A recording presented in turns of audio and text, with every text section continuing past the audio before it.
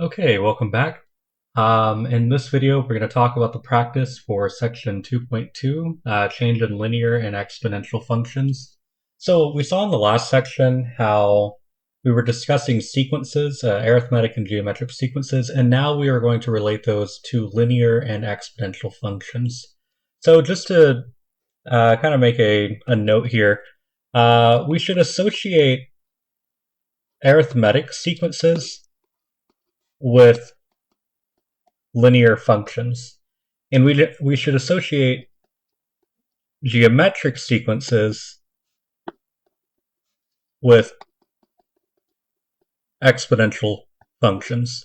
So what we're going to do in this assignment is very similar to what we were doing in the previous assignment, except now we're discussing these points, these coordinates, in the context of functions. And so if we remember from the notes, sequences have discrete domains, which means they're made up of points, and functions have continuous functions have continuous domain. So that's really the main distinction between these two. But now let's just move on to the examples. We're given coordinate points, and we want to see, do we have a linear, exponential, or neither type of function? So first, we need to make sure that all of the differences in our x coordinates are the same.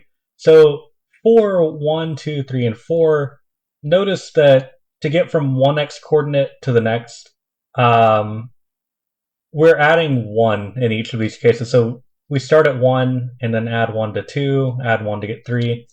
Over here, we go from 10 plus 1 is 11, plus 1 is 12, 13, 14, 15, 7, 8, 9. In order for us to do this, we have to have a constant rate of change in our x coordinates or our input values. If we do not, then this will not work. But fortunately, we've already checked off that we indeed do have a constant rate of change in our x values, and now we can basically do what we were doing for the last assignment, figuring out how are the y coordinates changing. And that's kind of like how when we were figuring out what are we doing to get from one term in our sequence to the next, are we adding or subtracting something, or are we multiplying, dividing? And so for this one, for number 1, let's check if this is a linear function. So it'd be kind of like checking if this is an arithmetic function or an arithmetic sequence. So we start at 2, and then to get to 8, we're adding 6. But then if we add 6 again, that's not 20. So this is not linear because it doesn't behave like an arithmetic sequence. Now, what about geometric, or rather exponential? Well, let's see, 2 times 4 gives us 8, and then 8 times 4 is not 20. So this is not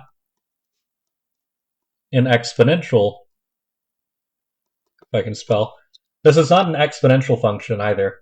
And so, because it is not linear, it's not exponential, this is neither type of function.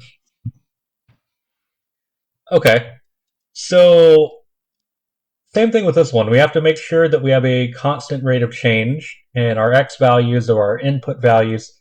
So 10, 11, 12, we're adding 1 here. And then let's check for linear. So again, that's like checking if we have an arithmetic sequence. So 30 minus 10 is 20, 20 minus 10 is 10. And just like the last assignment, once you've determined the type of function that you have, you don't have to worry about checking for the other ones.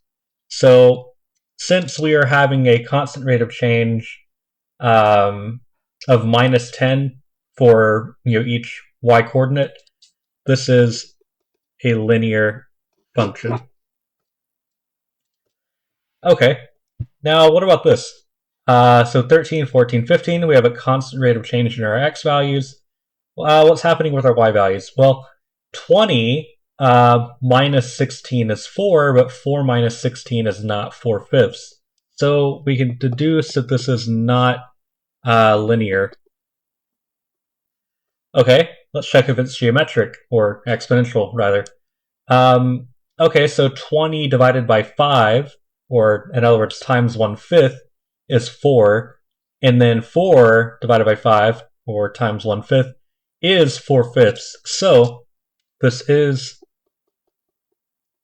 an exponential function, or at least it can be represented by an exponential function. Um, okay, and now 7, 8, 9, constant rate of change, that's good. 6 plus 6 is 12, but 12 plus 6 is not 20. Okay, so it's not linear. And 6 times 2 is 12, but 12 times 2 is also not 20. So this is not... Oops, switching up my words here. Well, it's not geometric, but it's importantly not exponential. And so, since it is neither linear or exponential, it is neither. Okay, and questions 5 through 8 are pretty similar. We have to check that we have a constant rate of change in our x values. So we start with 1, we add 4, add 4. So our x values are changing by a constant rate of 4. Now, what about our y values? Okay, so, and I'm going to write that there. Goes plus 4, plus 4. Okay, and to get from 2 to 6, let's check for linear. Okay, we add 4, so 2 plus 4 is 6, but 6 plus 4 is definitely not 18. So, oops, switching up my words again there. Not linear. And what about exponential? Well, 2 times 3 is 6, and 6 times 3 is 18. So, this is exponential. And we're also looking for a justification. So this is times 3 times 3.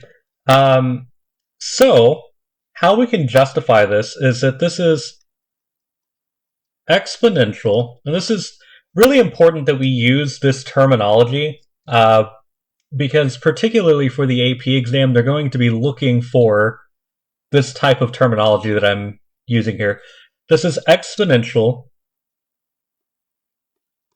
because for each input change of 4, so for each input change of 4, so 1 plus 4, 5 plus 4, 9, each input change of 4, f changes proportionally by I ran out of room here, ratio of 3. So we should associate exponential with proportional rate of change in our y values. Okay, what about number 6? What's happening here? Okay, so we start at -4 for our first x value, and then in order to get from here to here, we have to add 2, and here to here, plus 2. And what's happening with our y values? Okay, well, 5, let's check for linear. -4 is 1, and then -4 is -3. Okay, that's nice. So, -4, -4. So we've determined that this is linear, but why? Well, it is, again, we want to use this AP terminology here. It is linear because for each input change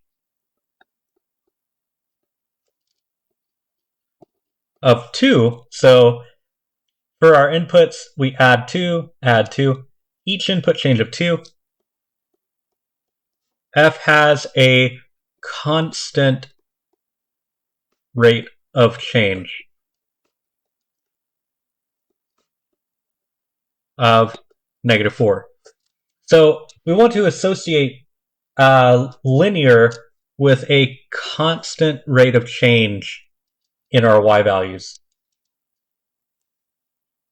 All right, let's look at number 7. So same thing. How are our x values changing? Well, to get from 7 to 10, we had to add 3. And then from 10 to 13, we also had to add 3. Now, what about f? How are our y values? How are our output values changing? Okay, well, let's check for linear first. So to get from 5 to 105, we had to add 100. And then 105 plus 100 is 205. So that checks out. Add 100, add 100. And same thing as the previous problem. This is linear. Well, first let me make that clear. So this is linear. And it's linear, if I can spell, because for each input change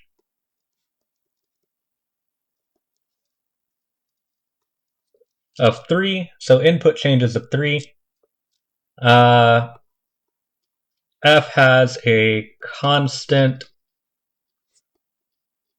rate of change of 100. So constant rate of change because linear. And constant rate of change in our y values, the output values in f, all of those are synonymous with one another. And now let's look at number 8. So how are our x values changing? How are our input values changing? So 11 to 20, we're having to add 9. And then from 20 to 29, we have to add 9. Okay, cool. So we have a constant rate of change for our x values. Let's see what's happening for f. So first, let's check, do we have a linear function? Well, 8 minus 4 is 4, but 4 minus 4 is not 2. So we know that this is not linear. Now, what about exponential? Okay, well, 8 divided by 2 is 4, and 4 divided by 2 is 2. So it is exponential. So what do we do here? We're going to say we times by 1/2 and then times by 1/2. Remember, multiplying by 2, dividing by 2 is the same thing as multiplying by 1/2. So we want to be very comfortable with that idea, switching between our operations of multiplication and division. But this is exponential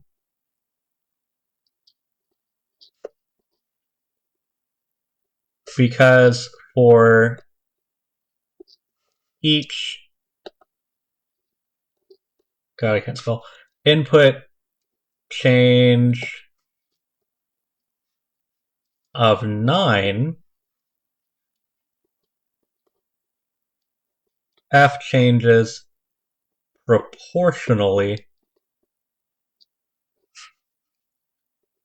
by a ratio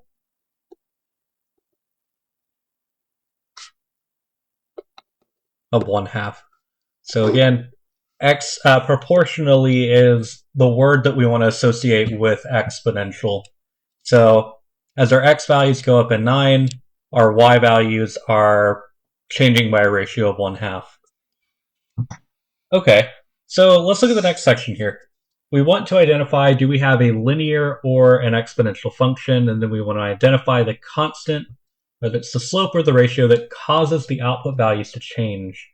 So I guess in my opinion, the easiest way to identify whether you have an exponential or a linear function is going to be whether you have an exponent of x in there. So for example, like number 9, we have this to the power of x. For number 12, we have this power of x. For number 14, we have to the power of x plus 7. For number 15, we have to the power of x minus 3. All four of these are exponential because they have that power of x in there. Remember, our definition of an exponential function was f of x is equal to a times b to the power of x. So we can even translate, so basically we can add or subtract some number from this x, which is what we're seeing here with x plus 7 and x minus 3, but it doesn't matter. The fact that we have an exponent of x somewhere in our function tells us that this is an exponential function.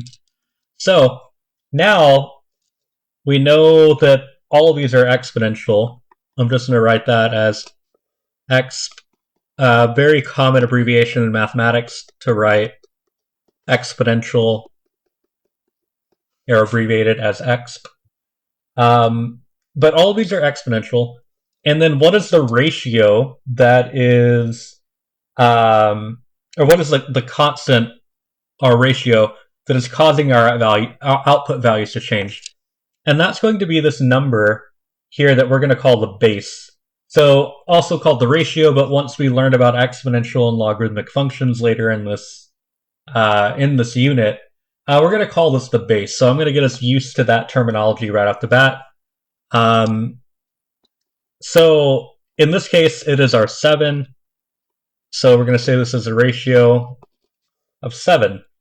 For number 14, we have a ratio of 3/4. It's everything inside this parentheses. In this one, we have a ratio of 2.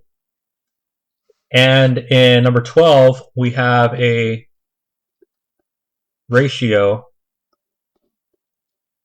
of 2/5. So that kind of leaves the others to be linear, but why is it linear? So we can identify linear functions basically by checking a few things. First, we have to make sure we don't have any powers of x other than 1. So basically, you just need to see an x just by itself. It's not being squared, cubed, or square rooted, anything weird like that, just x. And we can add and subtract some numbers, multiply it by some numbers, but as long as we have a plain y and a plain x, and then we have a bunch of numbers being added or subtracted like we're seeing in number 13, then it is a linear function.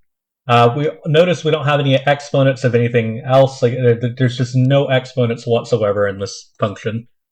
If we have that, then this is a linear function, and we can identify the constant, the slope that is changing our output values by whatever this number is right here.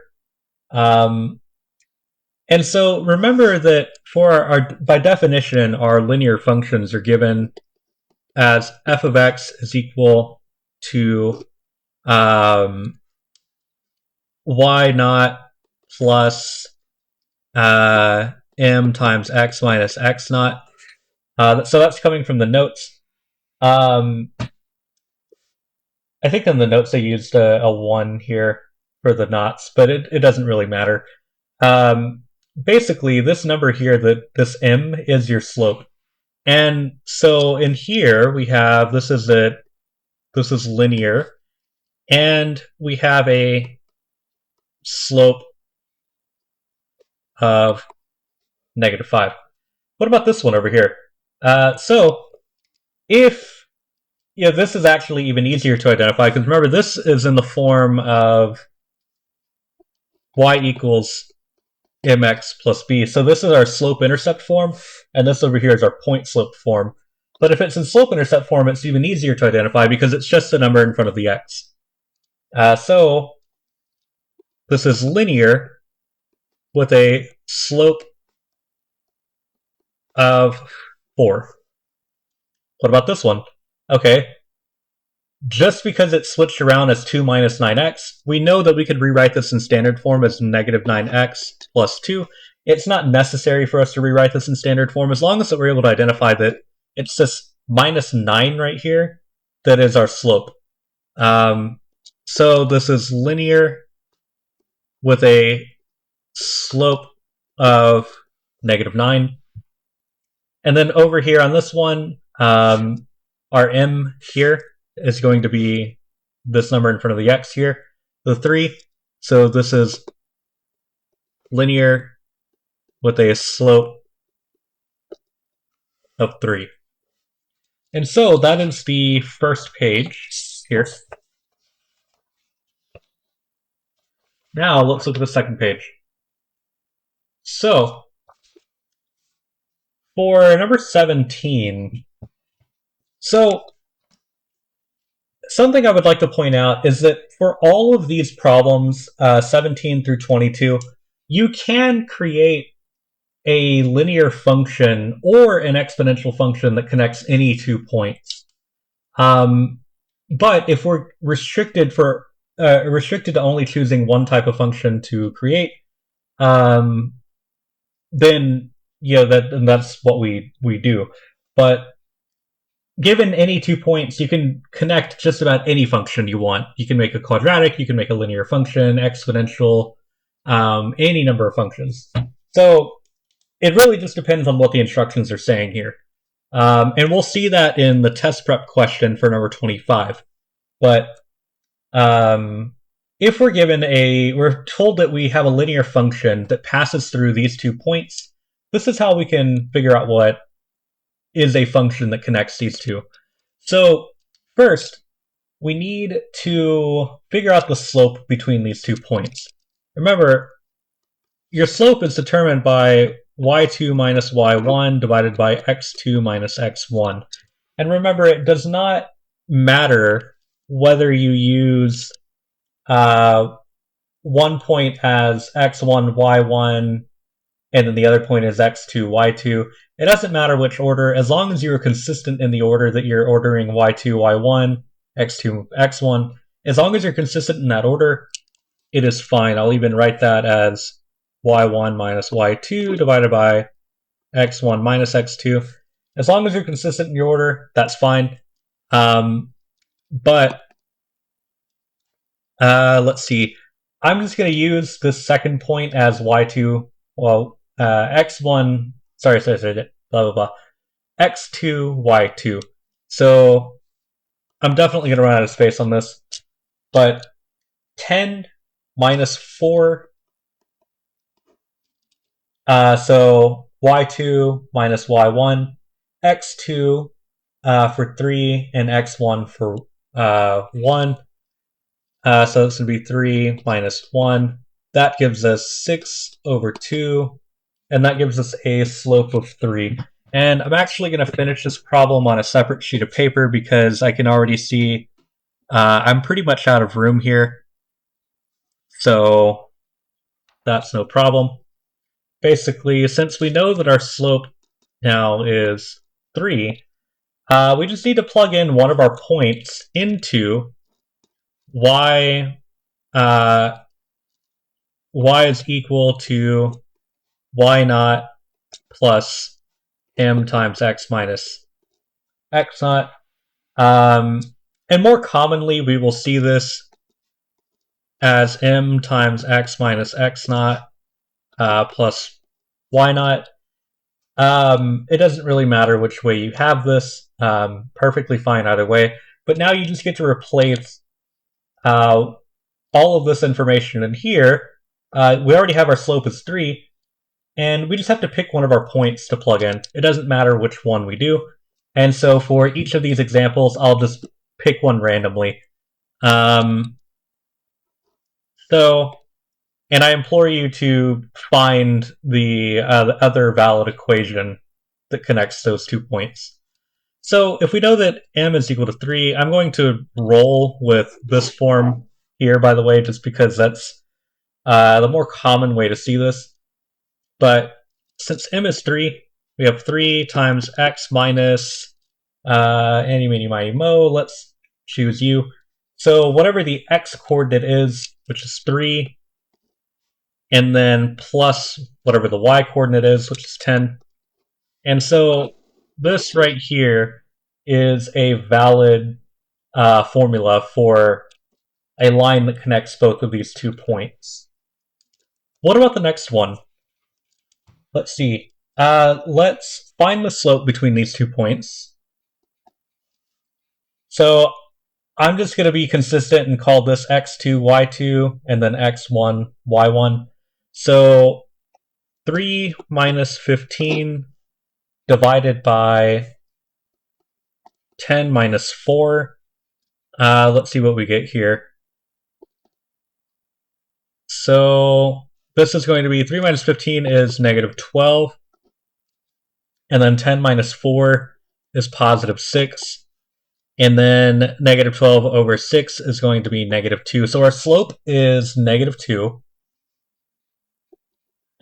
So since we know that our slope is negative 2, let's just plug into this formula here. Y is equal to m times x minus x naught plus y naught. This gives us, we need one of our coordinates. If we know that if we know that m is equal to negative 2, it doesn't matter which coordinate. I'll pick this one this time. We have x minus whatever the x coordinate is, or x value is. So x minus 4, and then plus whatever the y coordinate is. And there we go. So this is a valid equation that connects both of those points. All right, so let's try number 19. So for number 19, first let's calculate our slope. We have 5 minus 2 divided by 13 minus 10. Calculating that out, 5 minus 2 is 3. And then 13 minus 10 is 3. So 3 over 3 is 1. Okay. And now let's plug into this formula here. Let's see. Since I already have it written right here, I'll just write it in this box up here. Let's see. That's going to be y is equal to whatever our slope is, 1 times x minus, let's do this coordinate again. Whatever our x coordinate is, minus 13, and then plus whatever our y coordinate is, which is 5. And you'll notice that you really don't need that 1 in front of the parentheses there. In fact, if you do choose to simplify this, this is just going to be x minus 13 plus 5, which is x minus 7. So you can leave it like this. There would be no issue with that. But if you do want to simplify this, y equals x minus 7 is definitely the way to go. But that's just me. Let's look at number 20. So for number 20, remember when we were working with geometric sequences, we're multiplying by some common ratio each time to get from one sequence term to the next. So notice that to get from 1 to 3, we have to multiply by some common ratio twice. So if we had 4, and we multiplied it by some ratio, and then multiplied it by some ratio again, we got 10. I'm going to call that ratio b, and we're going to have b squared because we're multiplying by it twice. So basically this 2 here is whatever this distance is, 3 minus 1 is 2. That's what your exponent's going to be here. But when we multiply 4 by our base twice, we get 10. And so 4 times b squared is equal to 10. Now we just have to solve for b. B is going to be equal to 10 over 4, which is going to be 5 over 2. And that means that b squared is equal to 5 over 2. Then that means that b is equal to the square root of 5 over 2. So when we're taking the square root inside, or when we're solving an equation by taking square roots, usually we do put a plus or minus in front of this. We actually are always going to choose the plus solution to this, the positive solution, because for an exponential function, we can't have a negative base. If you would like to explore negative bases for exponential functions, you can take a class called complex analysis in college. So with b equal to square root of 5 over 2, now, just like the problems that we had before us with the linear functions, we just have to choose whatever coordinate we want to base our function off of, and we'll have an acceptable function that connects these 2 points. So we can give this as y is equal to, remember, the format of these functions is given as y is equal to a times r, or I'm just going to replace that with a b to the power of x. We're going to give this as a is going to be whatever our y coordinate is. So choose one of your points. I'm going to choose 3, 10. So y is equal to 10, whatever our y coordinate is, times the square root of 5 over 2, because that's our base, to the power of x minus whatever our x coordinate is, 3. And this right here is a exponential function that connects these 2 points. So let's try number 21 and 22, because sometimes, at least when I was looking at this the first time, I was also a little bit confused. So it takes a little bit of practice to get these down, but I promise you, once you have the hang of it, it's not that bad. Okay, let's look at 21. Notice that we're starting with an x-coordinate of 4, but we're ending with an x-coordinate of 10. So look at our y-coordinates. We start with 15, and we have to multiply this times our ratio 6 times, whatever 10 minus 4 is, which is 6. 15 times our common ratio, or our base, 6 times, is equal to 3. So now we have to solve this. Well, that means that b to the 6th is equal to 3 over 15, which is 1/5, and that means that b is equal to the 6th root of 1/5. So this is our base, or our common ratio. And now let's just choose one of our points to work with to create our formula. So y is equal to, pick whatever the y coordinate is. I'm going to roll with this coordinate over here. Whatever the y coordinate is, 15 times our base 6th root of 1/5 to the power of x minus whatever our x coordinate is, so x minus 4. And this is a valid exponential function that connects these 2 points. Last one over here, before we move on to the test prep, we have 2 coordinates. Notice the spacing between our 2 coordinates in the x values.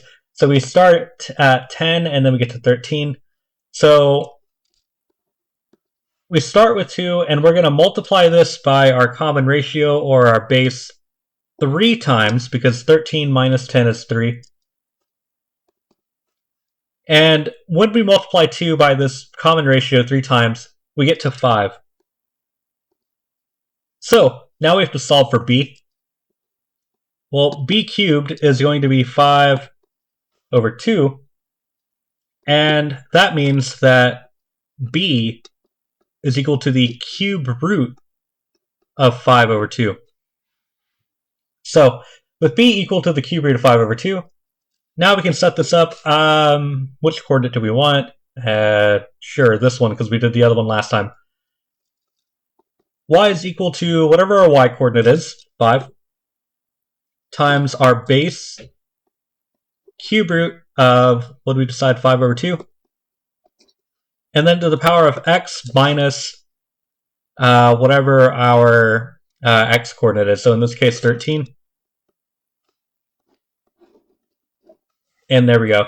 So this is a valid formula that connects our 2 points with an exponential function. So our favorite time of the assignment is the test prep, of course. So let's look at number 23. I'll let you read that, so pause it if you'd like to read that to yourself. Anyways, our question here is how many He-Man figures did Mr. Bruce have in year 14? So we want to look at what the information we have here is. So that he's been collecting for 40 years is useless information for us. What we want is that this is modeled by an arithmetic sequence where the first year is 1, so we have our numbering all straight. Year 5 was 12. That basically corresponds to the coordinate 5, 12. And the number of figures in year 20 was 167. So year 20 was 167. That corresponds to the coordinate 20, 167. So if we were looking at a arithmetic sequence, we can basically model this with, well, this is coming back to our arithmetic sequences from last section, but more importantly, it's pretty much like the problems that we were seeing up here. We want to find the slope, aka the common difference between these two coordinates here, and then we want to plug it into our point slope formula. So our common difference here is I like to work with positive numbers, so I'm going to do 167 minus 12 divided by 20 minus 5. So just plugging in our coordinates here, 167 minus 12 is 155, and then 20 minus 5 is 15. And if you simplify this, both of these numbers are divisible by 5, and that gives us 31 divided by 3. And so this is basically our slope. And now we just have to plug it in. We can choose one of our coordinates. Personally, I like to use also small numbers when I can. I'm going to pick our coordinate as 5, 12 that we're going to work with.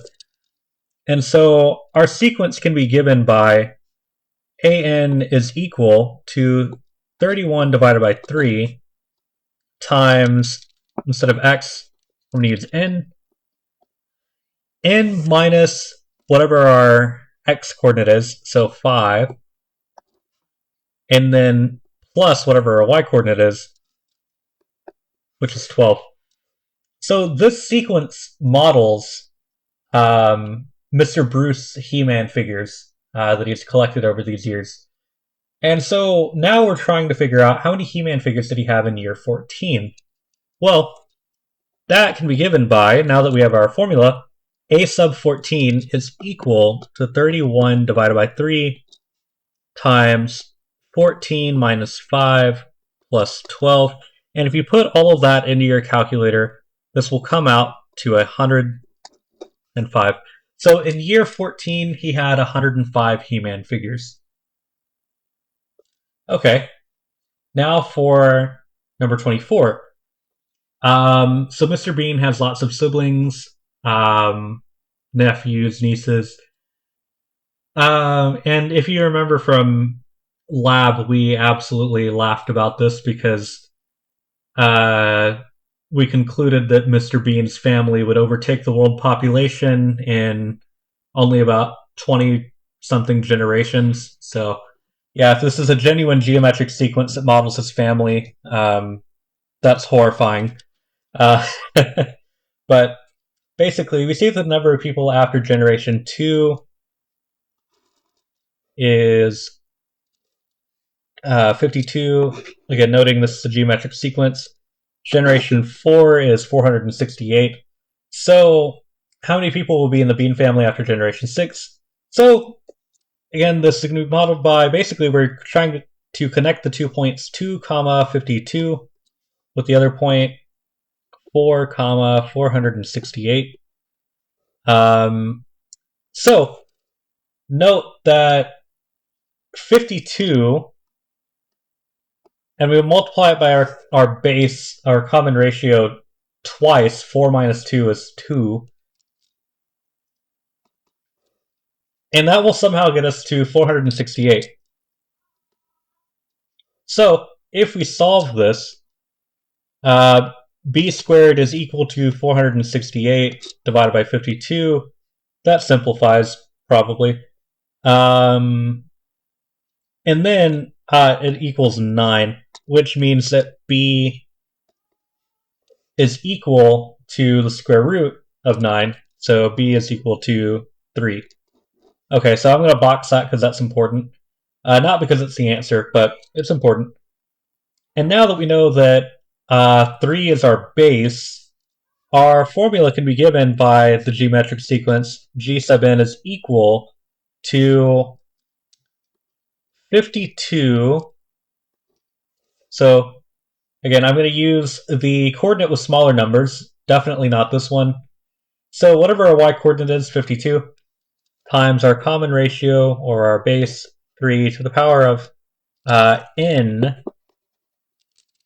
minus 2. So now all we need to do is plug in 6 into this number here, or into this sequence. And so 52 times 3 to the power of 6 minus 2 is going to be 52 times 3 to the power of 4. I know that 3 to the 4th power is 81, but putting that all into a calculator, this should give you 4,212 people will be in his family at generation 6. So that is a lot of people for 6 generations. So again, his family is expanding very rapidly and will quickly overtake the world population. And now for the last test question, we're given that the third term of a sequence is 5 and the fifth term of a sequence is 20. Which of the following must be true? Okay, so we have arithmetic and geometric sequences. So let's assume this is arithmetic and see what we can come up with. So if this is arithmetic, let's see. Let's note that third term of a sequence is 5, means that we have 3, 5. And the fifth term of a sequence is 20, tells us we have 5, 20. So first, let's calculate the slope between these 2 points, or the common difference. That's going to be given by 20 minus 5 divided by 5 minus 2, 15 divided by 3, which is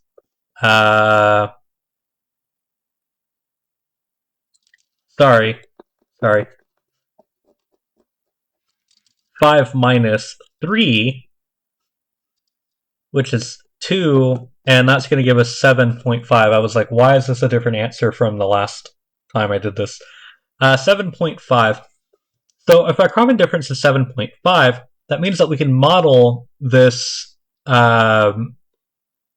this sequence by a sub n is equal to 7.5. Looks like my pen is running out. 7.5 times n minus, I'm going to choose, again, smaller coordinates, n minus whatever our x coordinate is, which is 3, and then plus 5. Okay, so this models our arithmetic sequence. So the first term could be negative 25. I don't know. Let's check let's check. So if it is the first term, negative 25. If this is our sequence, then a sub 1 should be equal to 7.5 times 1 minus 3 plus 5. And if we calculate this out, that's going to be 7.5 times negative 2 plus 5. 7.5 times negative 2 is negative 15. And then plus 5, that's going to be negative 10. So, no. Because the first term needs to be negative 25. And we've just calculated that the first term would have to be negative 10. So, the fourth term could be 7.5. So we can do the same thing. We can plug in to our formula here. We can plug in a 4, see if we get 7.5. Or, if you're trying to do this quickly, what you can also do is note that, well, if the third term of the sequence is 5, to get to the fourth term, I just need to add whatever our difference is, 7.5. Well, is 5 plus 7.5 7.5? No, it is not. So, B is eliminated as well. So we know that this sequence can even be arithmetic, or it can be arithmetic, but it's just not true. If it is arithmetic, both of these statements are not true. So if one of these is true, then it has to be a geometric sequence. And if that's the case, then first we need to figure out what our common ratio is. So if we start with 5, and we're multiplying it by our common ratio twice to get from 3 to 5, so 5 minus 3 is 2, so 5 times b squared is equal to 20. That means that b squared is equal to 4. That means that b is equal to 2. So, let's see. For answer choice C, if the sequence is geometric, the fourth term could be 7. Again, we could make, in fact, I'll even write, our sequence can be given as y-coordinate 5 times our ratio 2 to the power of n minus our x-coordinate 3. So we can plug in, like we did for the arithmetic sequence, 4, and see if this simplifies into 7. Or if we can, be quick about this, especially if we're in the AP exam, we could just note that, well, the third term is 5. If our common ratio is 2, then surely we can just multiply 5 times 2. That's 10, which is not 7. So C is not correct. And if the sequence is geometric, the sixth term could be 40. Well, we're given that the fifth term of the sequence is 20. So if we know that our common ratio is 2, then 20 times 2 should be 40. And it is. So D is our correct answer. And so that concludes this assignment. So thank you for watching.